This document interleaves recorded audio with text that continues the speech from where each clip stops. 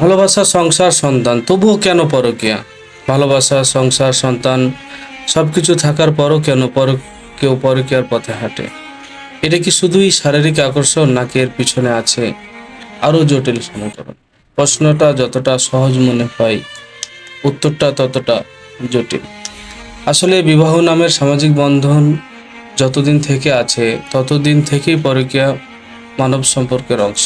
এটি রোমান্টিক জীবনের সবচেয়ে বিতর্কিত, সংবেদনশীল ও জটিল অধ্যায়গুলোর একটি।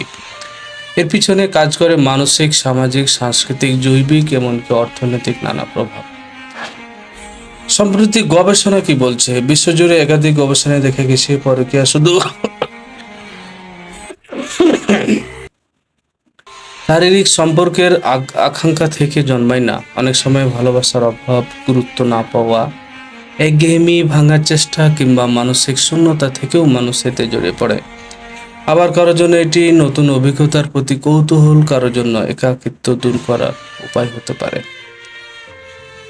বিভিন্ন গবেষণায় দেখা গেছে যে পরকীয়ার সম্ভাব্য যে কারণসমূহ রয়েছে, তার মধ্যে অন্যতম হলো যে দাম্পত্যে অসন্তুষ্টি, বোঝাপড়ার ঘাটতি, অবহেলা বা শারীরিক সম্পর্কের সমস্যা, নতুনত্বের আকর্ষণ, একই রুটিনের বাইরে রোমাঞ্চ খোঁজা, মানসিক স্বস্তি, দায়িত্ব, চাপ থেকে মুক্তির জায়গা খুঁজে নেওয়া, প্রযুক্তির প্রভাব, ডেটিং অ্যাপ ও অনলাইন প্ল্যাটফর্মে গোপন সম্পর্ক রাখা সহজ, কর্মস্থলের সম্পর্ক, দীর্ঘ সময় ঘনিষ্ঠতায় সহকর্মী থেকে সম্পর্ক তৈরি হওয়া, অতিরিক্ত রোমান্টিক স্বভাব, বারবার প্রেমে পড়ার প্রবণতা, মানসিক স্বাস্থ্য সমস্যা যেমন পিটিএসডি বা বাইপোলার ডিসঅর্ডার, স্বার্থ উচ্চাকাঙ্ক্ষা, সামাজিক মর্যাদা বা আর্থিক সুবিধার লোভ, অল্প বয়সে বিয়ে, পরবর্তীতে নতুন সম্পর্কে জড়িয়ে পড়ার প্রবণতা, শৈশবের ট্রমা, অশান্ত পরিবারে বিয়ে অভিজ্ঞতা, প্রতিশোধের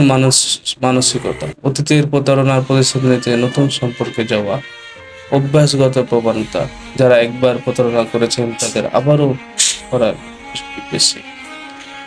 প্রিয় গায়ে সব মিলিয়ে দেখা যায় পরকীয়া কোনো একক কারণে জন্ম নেয় না। কখনো তা ভালোবাসার ঘাটতি, কখনো নতুন অভিজ্ঞতার আকর্ষণ, আবার কখনো মানসিক শূন্যতা বা ক্ষমতার ফলে। তবে বিশেষজ্ঞরা মনে করেন দাম্পত্য খোলামেলা আলাপ, পারস্পরিক সম্মান আর বিশ্বাসই একমাত্র উপায় যা সম্পর্ককে দীর্ঘস্থায়ী করতে পারে। এছাড়াও আমরা যদি প্রত্যেকেই আপন আপন নিজ নিজ ধর্মের আপনার নীতিগুলো মেনে চলি, তাহলে আমরা আমাদের এই পরক্রিয়া থেকে দূরে থাকবো। প্রিয় গাইস, একটু হলেও যদি আমার এই আলোচনাটা আপনার মনে সাড়া দেয়, তাহলে আমার এই পেজটিকে ফলো দিয়ে পাশেই থাকবে। আসসালামু আলাইকুম।